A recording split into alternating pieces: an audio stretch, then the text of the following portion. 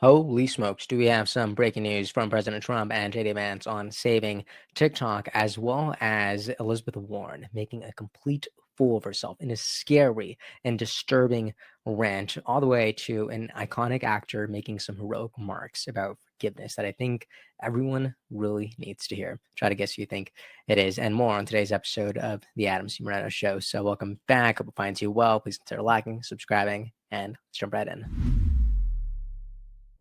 President Trump just saved TikTok in $1 billion deal as he signed an executive order last night. Check this out. A very good talk with President Xi. A lot of respect for him. Hopefully he has a lot of respect for me too. And we talked about TikTok and other things, but we talked about TikTok and he gave us the go ahead. You know, it's run by American investors and American companies, great ones, great investors, the biggest. You don't get bigger, I don't imagine. And maybe I'll have JD. JD was very much involved and in charge of it. And maybe I'll have you say a few words about the deal. He would report back, and the points of the deal, I think, are great for our country.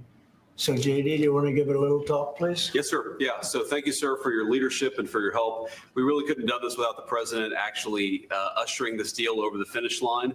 There was some resistance on the Chinese side, but the fundamental thing that we wanted to accomplish is that we wanted to keep TikTok operating, but we also wanted to make sure that we protected Americans' data privacy as required by law, both because it's the right thing to do, but also because it's a legal requirement of the law that was passed last year by Congress. So we think that we were able to do that. Of course, we're going to keep on working at it. But this deal really does mean that Americans can use TikTok, but actually use it with more confidence than they had in the past, because their data is going to be secure and it's not going to be used as a propaganda weapon against our fellow citizens.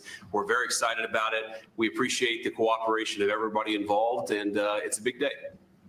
And I think I can say that especially the young people, they really wanted this to happen. They did not want to have TikTok close. And I got a little used to TikTok. I used it myself during the campaign, and it was very successful because you know how I did with the young voter. President Trump is absolutely right. So if we get into the facts a little bit, look at this. So the deal with the TikTok US app would be operated by a joint venture company based in the US. It will be majority owned by US investors with national security and cybersecurity credentials. And ByteDance, its original owners, will hold less than 20% of the stock. Now, as someone who has been very, very critical of TikTok in the past and cautious of the influence that it's had on modern life, I will say this: I'm grateful, right, to even understanding whenever President Biden signed the law that would have banned TikTok unless it was sold. I'm happy that this is the outcome, especially because of what it means for the millions of small businesses that use and rely on TikTok every single day as a means to reach consumers. I believe the latest numbers suggest that in the US, there are 7 million small businesses that rely on TikTok. So securing that future is a big deal. You can also read more about the facts here on whitehouse.gov/fact sheets. You'll find this page. So that's great. Also, look at this hilarious moment from JD Vance, because he went viral today because a leftist tried calling him out and MAGA, but it blew up in their face. Look at this. This was the post.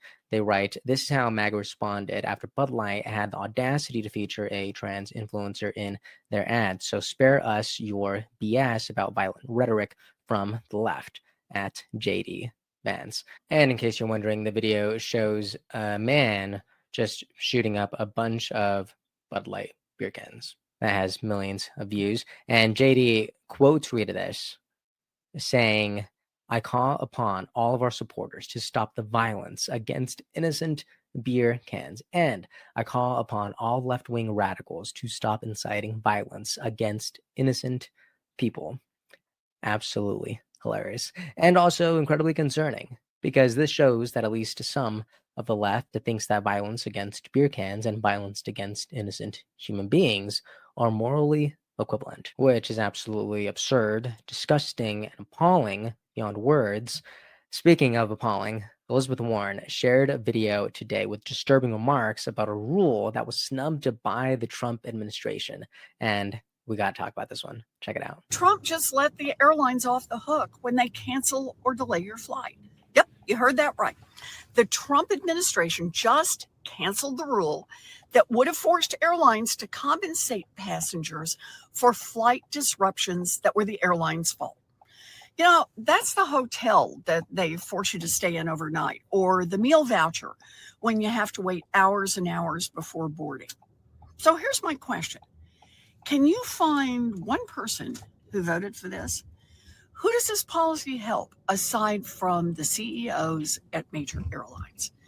If this is Trump's idea of lowering costs, then we're all in a lot of hot water. So something that mildly bothers me is that at the end of this video, Senator Warren, it feels like she's smirking a little bit, almost as if she doesn't believe her own nonsense. First of all, Senator Warren, let's get something straight.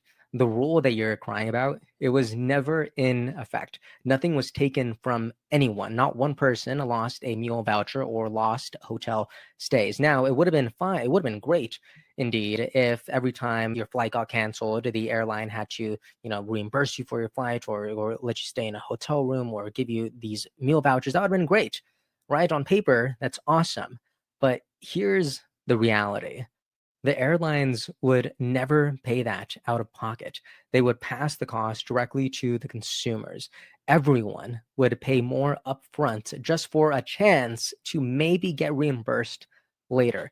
Even Spirit Airlines, the budget airline, said that if this policy passed, they'd have the incentive to cancel flights preemptively at the first hint of trouble. Why? Just to avoid bigger penalties. That means more cancellations, not fewer. And who bears that inconvenience? Not you, not the one who has her own, private jet at her disposal. No, it's normal people like me and you. So we stopped a rule that would have jacked up ticket prices because, as we all know, nothing is free. And you know what? That's okay. But let me know what you think about all of that. Right now, I'm on the Office of Information and Regulatory Affairs, Office of Management and Budget, or reginfo.gov. Geez, what a mouthful. And in the middle of the atrocity that is Elizabeth Warren, there was actually a spark of joy today that I witnessed. Look at this. I saw an incredible human moment that I really wanted to highlight. Tim Allen, one of my favorite actors, said something really powerful that just went mega viral. Look at this, over almost 11 million views. So I'll just go ahead and read this. He writes, when Erica Kirk spoke the words of the young man who killed her husband, that young man, I forgive him. That moment deeply affected me. I have struggled for over 60 years to forgive the man who killed my dad. I will say those words now as I type. I forgive the man who killed my father. Peace be with all of you. Think about that. Forgiveness after 6 decades of pain. This is leadership. And this is the kind of humanity that I believe needs to be elevated. And this is something that no viral rant can ever replace, because the words of Jesus are not bound by time. So good. And let me just go ahead and share this video. It is a couple of days old now, but it still rings true. And I just watched this again, and my goodness, does it send chills through my spine. Father, forgive them, for they not know what they do. That man, that young man, I forgive him.